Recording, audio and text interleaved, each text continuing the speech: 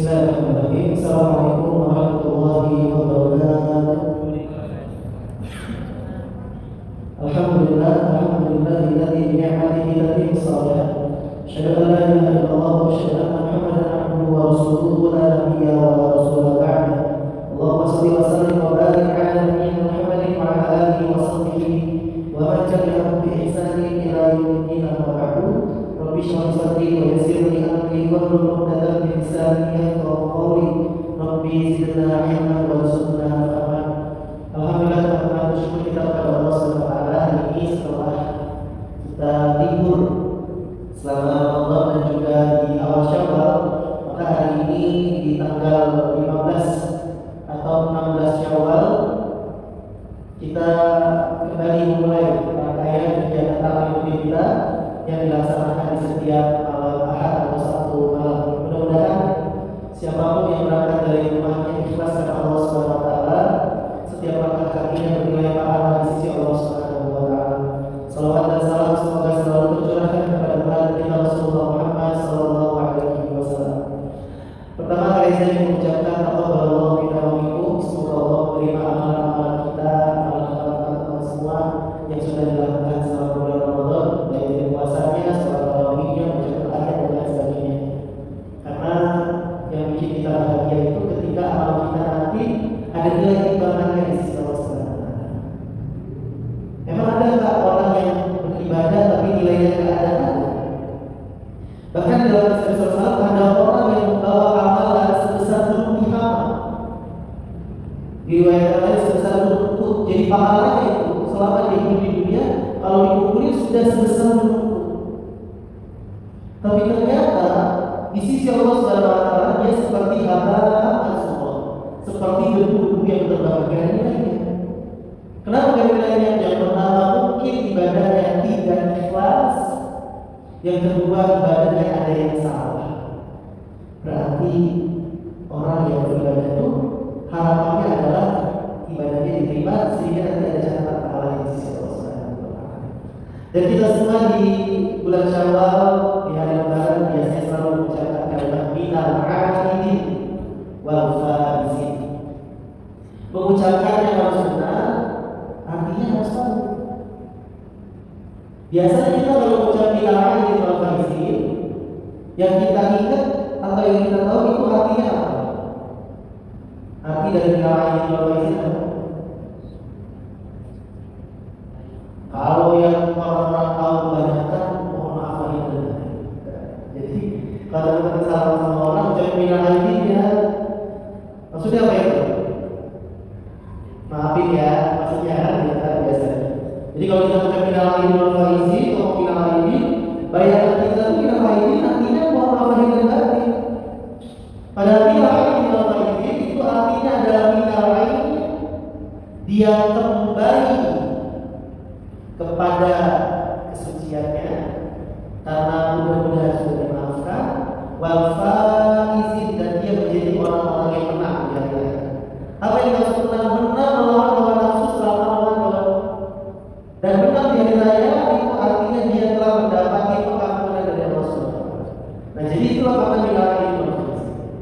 Jadi orang kalau sudah ada lebaran, yang dia pikirkan adalah mudah-mudahan dosa-dosanya sudah diampuni dan dia menjadi orang-orang yang menang di sisi Allah, yaitu mendapatkan pahala yang sempurna di sisi Allah Subhanahu wa taala. Maka kita ucapkan minal aidin wal faizin kullu 'amin wa antum bi khair. Mudah-mudahan kita menjadi orang yang lebih baik di sepanjang tahun kita. Jadi baiknya bukan cuma pas bulan puasa, tapi sepanjang tahun setelah bulan puasa kita tetap jadi orang baik. Kenapa ini penting? Kebanyakan kita jadi orang baiknya pas bulan puasa doang. Coba lihat masjid-masjid ramai kalau bulan puasa. Begitu selesai bulan puasa, kebanyakan masjid sepi lagi. Kayaknya orang pada baiknya itu cuma pas bulan puasa. Padahal kita diminta jadi orang baik, kira-kira seumur hidup harus cukup bulan puasa. Seumur hidup. Makanya kita disebut dengan hamba Allah, Abdullah. Abdullah itu artinya hamba Allah, bukan Abdul Ramadan, hambanya Ramadan. Maksudnya hambanya Ramadan, dia jadi hamba Allahnya di bulan Ramadan. Baca Qurannya di bulan puasa doang, sholatnya juga di bulan puasa doang, ngelakuin kebaikan-kebaikannya cuma di bulan puasa doang, itu namanya Abdul Ramadan. hamba yang dia beribadah hanya di bulan. Nah ini kita tidak. Ya, jadi teman-teman yang tadi saya sampaikan di awal, mudah-mudahan Allah terima semua kebaikan kita dan kita diterima menjadi hamba Allah yang pernah di sisi hatinya mendapati ampunan dari sisi Allah SWT.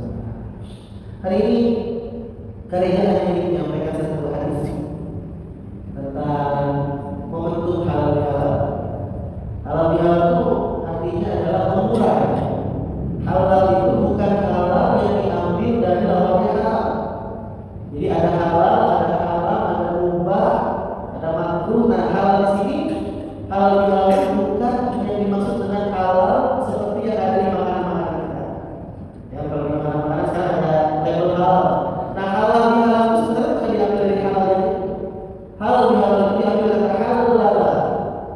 Yuhalil itu latih dua, double L, halal. Yang artinya mengurai. Apa yang dimurai? Seakan-akan kalau teman-teman nanti ada benang kusut. Nah benang yang kusut ini pengen diluruskan. Dengan halal bihalal dia akan mengurai sesuatu yang tadinya kusut, sesuatu yang tadinya banyak masalah orang pada ribut. Dengan halal bihalal saling memaafkan semuanya berbeda. Nah itulah makna sebenarnya dari halal bihalal. Makanya aktivitas halal bihalal biasanya adalah saling bermaafkan, saling memaafkan. Sekarang saya tanya, mana yang lebih berat? Minta maaf atau memaafkan? Saya seorang bertanya ya. Menurut teman-teman, mana yang lebih berat? Minta maaf atau memaafkan?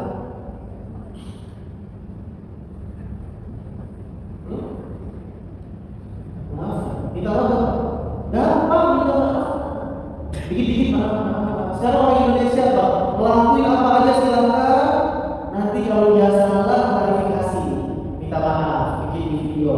Saya itu orang-orang yang pernah melakukan ada misalnya pembunuhan, ada apa dia bikin video permintaan maaf. Minta maaf itu gampang. Kalau kita gak ada gengsi itu minta maaf itu gampang. Makanya orang sudah maaf tapi diulangi terus. Jadi orang minta maaf itu gampang. Yang lebih berat adalah memaafkan. Maka di dalam Al-Quran sangat banyak ayat yang memerintahkan manusia untuk memaafkan. Bukan minta maaf, tapi untuk memaafkan. Bahkan yang paling hebat, dia sudah memaafkan sebelum orang yang berbuat salah itu minta maaf. Ayat yang ada orang sama-sama kita. Ada orang yang mau maafin kalau orang itu tidak benar. Gak mau maafin, kecuali dia datang di sini sujud-sujud misalnya. Minta maaf baru maaf. Tapi yang paling keren itu tadi yang saya bilang, ada orang-orang yang dia bisa memaafkan tanpa harus tunggu orang yang berbuat salah itu minta maaf. Jadi kalau ada orang mau minta maaf dia, saya sudah maafin. Sebelum kamu minta maaf, saya sudah maaf. Nah ini yang paling keren. Dia bisa memaafkan sebelum orang itu minta maaf. Makanya di dalam Al-Quran itu banyak banget perintah Allah untuk wa'mur bil 'urf. Jadi habis memaafkan, lakukanlah kebaikan. Fa'fu anhum fal yasfahu. Maafkan kesalahan dia, perbaiki hubungan kita bersama. Nah dari banyaknya ayat tentang memaafkan, kali ini ingin kita membaca dua ayat saja. Yang pertama silakan teman-teman buka surat Ali Imran. Surat Ali Imran, surat yang ketiga, ayatnya 1, 3, 4. Surat Ali Imran 134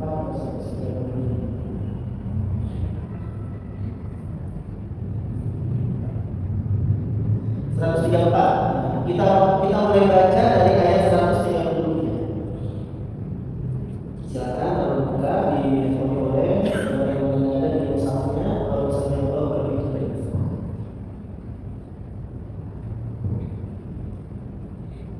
Ada?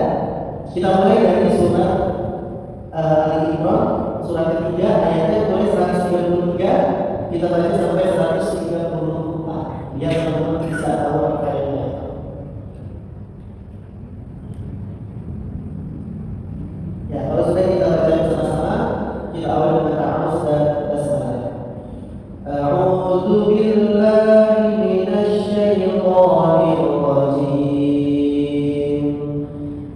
Bismillahirrahmanirrahim. Wasari'u ila maghfiratin min rabbikum wa jannatin 'arduhas samawati wal ardu 'iddat lil muttaqin alladzina yunfiquna fis sarra'i wad dharra'i wal kadhimina al-ghayza wal 'afina 'anil nas wallahu yuhibbul muhsinin. Kita lihat dulu ayat ini di surah Al-Baqarah ayat 3. Teman-teman yang ada jemaah silakan ya, kalau tidak ada silakan mendengarkan dan menyimak. Kata Allah Subhanahu wa taala, bersegeralah dan cepat-cepatlah, buru-buru kamu kita untuk mencari ampunan dari Allah Subhanahu wa taala. Jadi kita ini kalau bertobat diminta untuk segera. Kalau teman-teman jatuh dalam melakukan kesalahan atau kemaksiatan, cepat-cepat istighfar, cepat-cepat taubat, cepat-cepat kembali kepada Allah, minta maaf kepada Allah.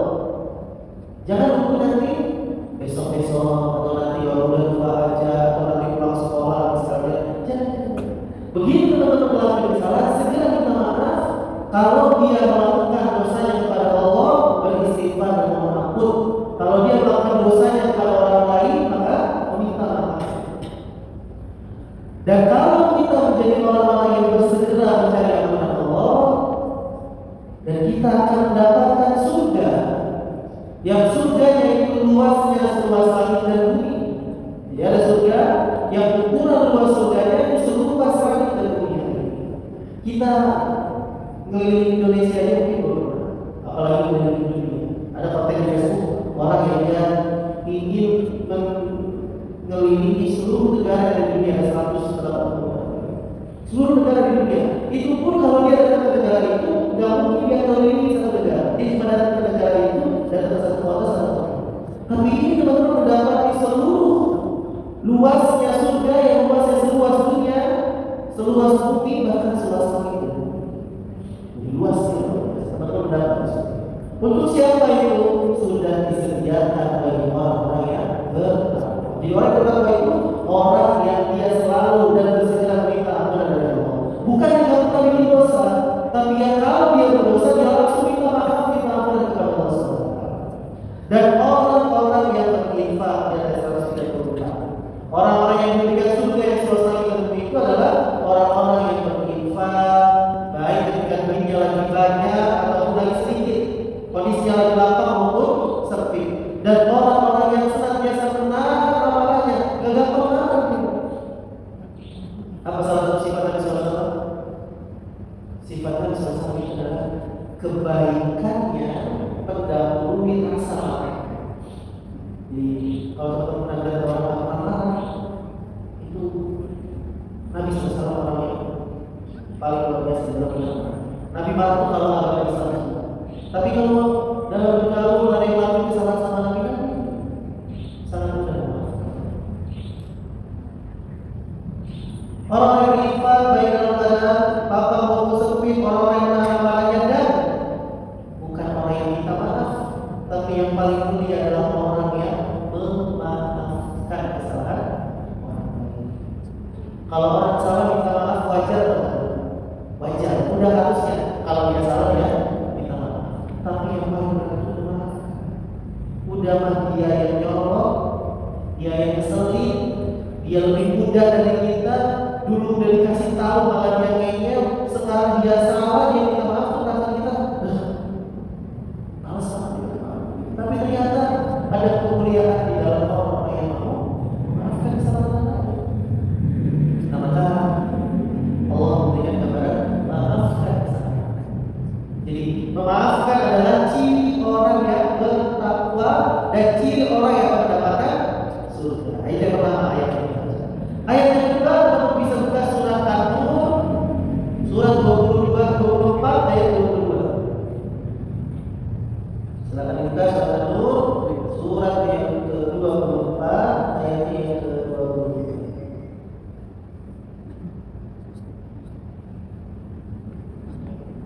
Ayat 22, suratnya 24. Ya, surat 24 itu.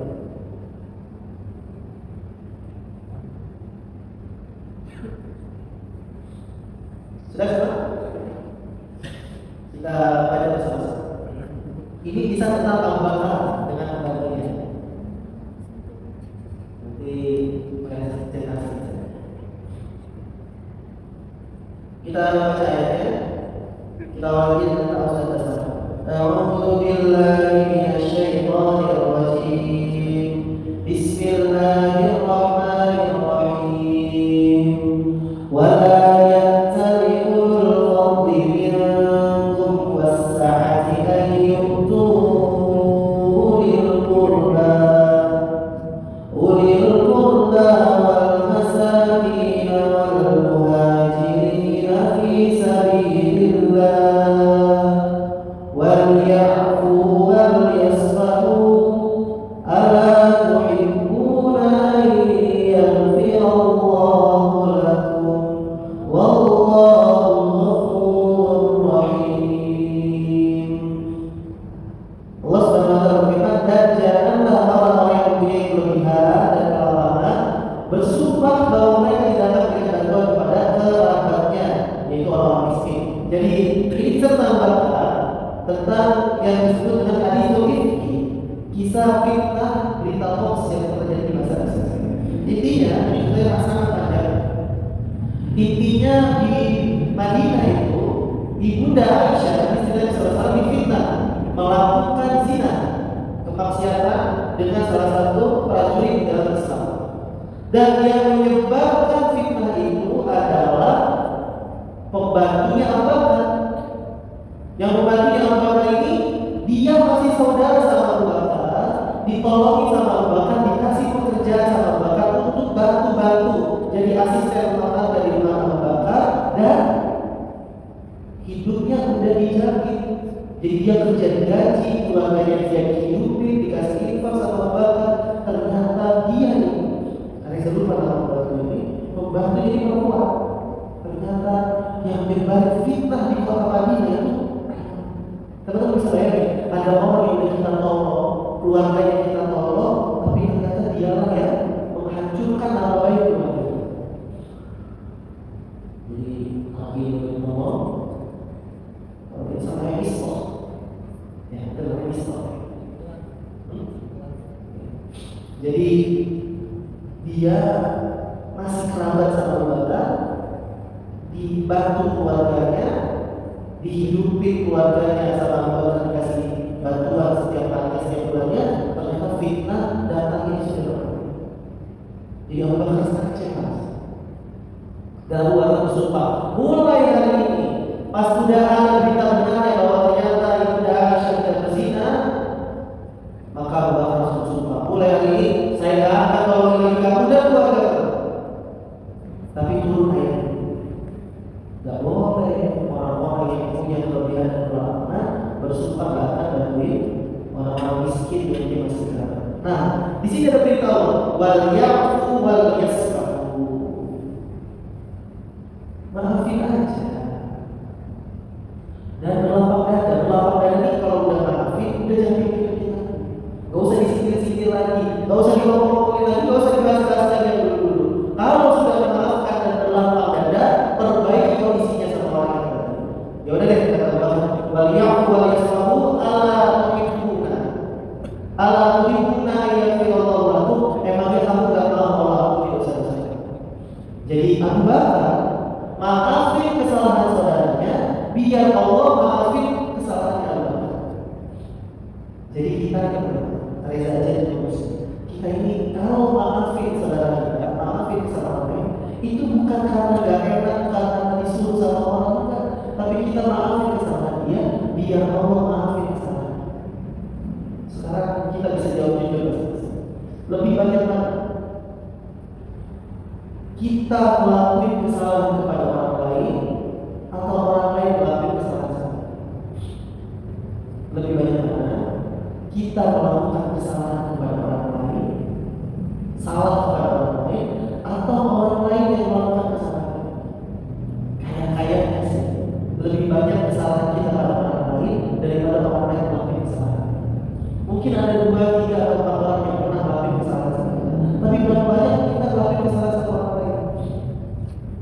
kalau kita aja sebagai manusia yang pendek kesalahan kita ini dimaafkan dan diampuni Allah, maka caranya adalah dengan kita maafin kesalahan.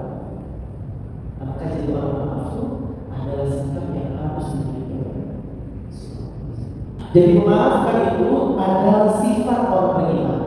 Jadi kalau hari ini teman-teman masih punya ada orang yang bilang saya dendamku suka seumur hidup, Kak, seumur hidup Kak saya akan maafin orang itu. Sakit hati saya sama orang itu.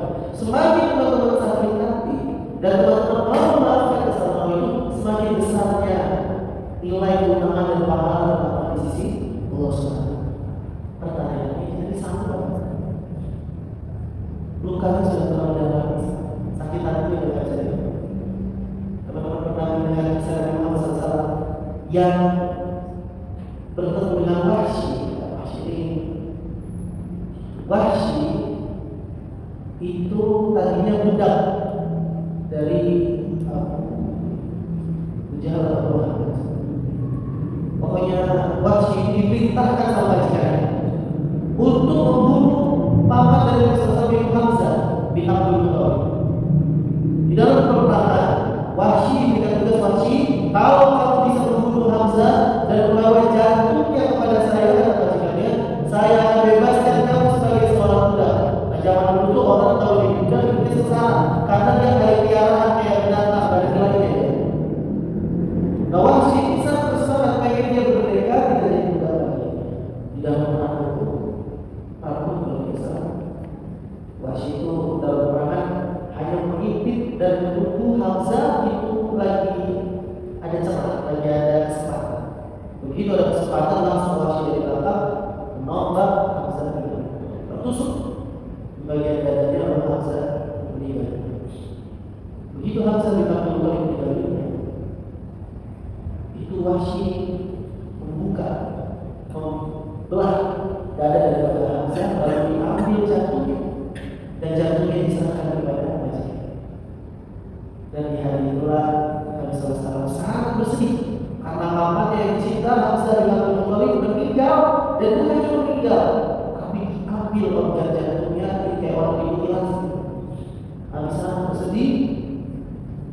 Lalu Wahsy merdeka, tapi di kemudian hari, di sekian tahun berikutnya, di Fathul Makkah kalau tidak salah, itu Wahsy masuk Islam. Dan ketika Wahsy masuk Islam, Wahsy ingin bertemu dengan Nabi SAW. Nabi sudah memaafkan Wahsy, tapi Nabi tidak sanggup melihat wajahnya Wahsy. Kenapa?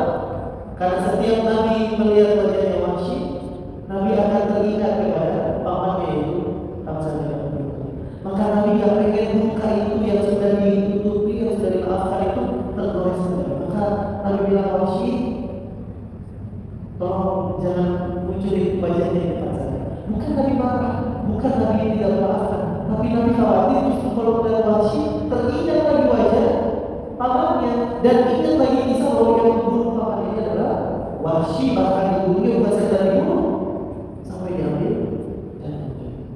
Maka Nabi SAW sudah memaafkan. Luar biasa.